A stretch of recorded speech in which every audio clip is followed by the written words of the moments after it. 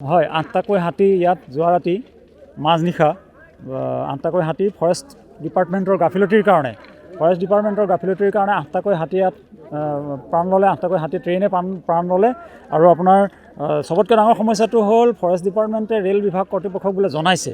তাৰ উপৰিও এই ৰাজধানী এক্সপ্ৰেছখন ইমান পিকআপত মানে ১০০ৰ পৰা ১২০ কিলোমিটাৰ পিকআপত এই গাড়ীখন এইপিনেদি পাৰ হৈ গৈছে। হাতী জাকটো সম্পূৰ্ণ খুন্দা মাৰিছে। ৮টাকৈ হাতী মৃত্যু হৈছে। আৰু লগতে এই ৰাজধানীৰ ৮টা নে ৭টা ৮টা মানে আমি তাত গন্তি কৰা মতে ৮টাই হৈছে ওলাইছে। ইয়াত আছে 3টা, সেইখিনিত আছে 3টা, তাৰপিছত এই আগত আছে 2টা, এইমতে 8টা হৈছে। এটা কিন্তু বাচিছে পোৱালি। কিছুসকলে 7টা বুলি কৈছে, বাৰু তথাপিতো আমি 8টা বুলি আমাৰ হিচাপত 8টা ওলাইছে। যাই হওক, এই যে আমাৰ ৰেল কৰ্তৃপক্ষক জনোৱাৰ পিছতো ইয়াত যে ১২০ কিলোমিটাৰ গতিবেগত এই যে ট্ৰেইনখন পাৰ হৈ যাব লাগিলে আমি ৰেল কৰ্তৃপক্ষক আমি এইটো মানে তেওঁলোকৰ গাফিলতি বুলি আমি ক'ব বিচাৰিছোঁ। লগতে আমাৰ ফৰেষ্ট ডিপাৰ্টমেণ্টৰ সম্পূৰ্ণ গাফিলতিৰ কাৰণে দুৰ্ঘটনাটো ঘটিব পাৰিছে। মানে ফৰেষ্ট ডিপাৰ্টমেণ্টৰ গাফিলতিৰ কাৰণে তেওঁলোকে জানে আজি কাজিৰঙাৰ পৰা আজিৰ দিনটোত নামি অহা নাই। আজি সমগ্ৰ কামপুৰ অঞ্চলটোত প্ৰায় আজি ২০-২৫ দিন ধৰি পেলাই এই হাতীবিলাক ঘূৰি ফুৰিছে। তেওঁলোকে কিয় এই প্ৰটেকশ্যন দিব নোৱাৰিলে ইয়াত? আমি তেওঁলোকক গৰিহণা দিছোঁ একেমুখে যে এওঁলোকৰ গাফিলতিৰ কাৰণে আজি দুৰ্ঘটনাটো হ'ল। আৰু এই ৰাজধানী এক্সপ্ৰেছৰ যিখিনি এই যাত্ৰীখিনি কথমপি প্ৰাণ ৰক্ষা পৰিছে। আপোনালোকে চাওক কি অৱস্থা ট্ৰেইনৰ। এইখিনি কেৱল ৰেল কৰ্তৃপক্ষ আৰু ফৰেষ্ট ডিপাৰ্টমেণ্ট দুইটাৰ সম্পূৰ্ণ গাফিলতিৰ কাৰণে এই দুৰ্ঘটনাটো হ'ব পাৰিছে। এই 12টা বজাত খবৰটো পাইছোঁ হাতীবাবু আহিছে বুলি। যেতিয়া খবৰ পাইছিলোঁ তেতিয়া আমি সাৰ পাই আছিলোঁ। ৰাস্তাত ওলাই আহি পেলাই শুনা পাইছোঁ আমাৰ যি প্ৰতিপাম যি আগত য'তে এক্সিডেণ্ট হৈছিলে হাতীবাবু সেইফালেদি পাৰ হৈছে। পাৰ হোৱাৰ পিছত 2খন ট্ৰেইন গৈছে। 2খন ট্ৰেইন যোৱাৰ পিছত আমি অলপ পিছত শুনা পাইছোঁ আকৌ যিখন যমুনামুখৰ পৰা আহিছিলে কামপুৰমুখী যিখন ট্ৰেইন আহিছিলে সেইখনে শুনা পাইছিলোঁ হাতীবাবু কাটিছে। পিছত আমি লগে আহিছোঁ 2:45 বজাত আমি ৰাতি ইয়াত আহি পাইছোঁহি।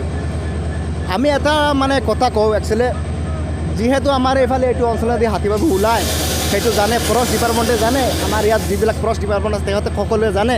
যেতিয়া আজি ৰাতি হাতীবিলাক আহিছিলে তেতিয়া তেখেতসকলে নিশ্চয় গম পাইছিলে ফৰেষ্টৰ ডিপাৰ্টমেণ্টে। তেতিয়া তেখেতসকলে গম পাইছিলে নিশ্চয়।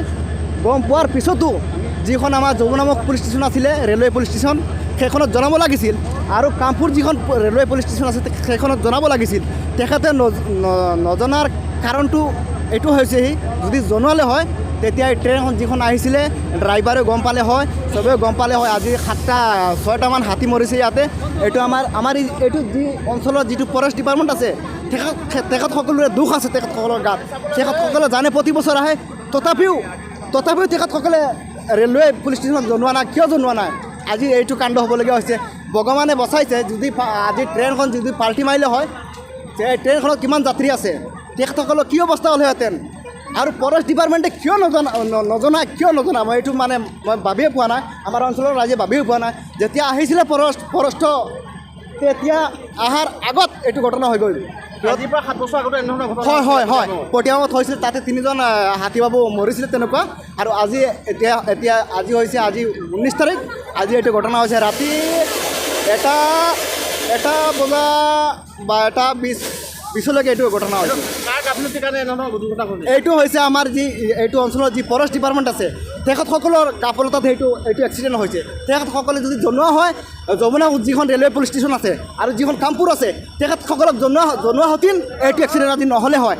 আজি এটা মানে দুৰ্ভাগ্য হৈছে এইটো, যিহেতু আমি হাতীবাবু 5জন কাটিছে এইখন ট্ৰেইনে। আৰু ট্ৰেইনটো ৰেলৱে ট্ৰেকৰ পৰা তললৈ নামি গ'ল। এইটো কিয় হৈছে? আমাৰ ফৰেষ্টৰ ডিপাৰ্টমেণ্টৰ কাৰণে হৈছে। তেখেতসকলে যদি ভালকৈ জানকাৰী ল'লেহেঁতেন তেতিয়া এইটো আজি এক্সিডেণ্ট নহ'লে হয়। আমি ভাবিছোঁ আমাৰ যিহেতু ফৰেষ্ট ডিপাৰ্টমেণ্ট আছে আমাৰ এইটো লোকেলৰ, তেখেতসকলৰ গাত পূৰা দুখ আছে। তেখেতসকলে কিয় জনোৱা নাই? যদি জনালে হয় তেখেতসকলে আজি এইটো এক্সিডেণ্ট নহ'লেহেঁতেন। এই যিখন ট্ৰেইন আছে সেই ট্ৰেইনখনৰ ড্ৰাইভাৰো জানিলেহেঁতেন তেতিয়া লাহে আহিলেহেঁতেন। সেইখনে নজনাৰ ফলত এইটো এক্সিডেণ্ট হৈছে।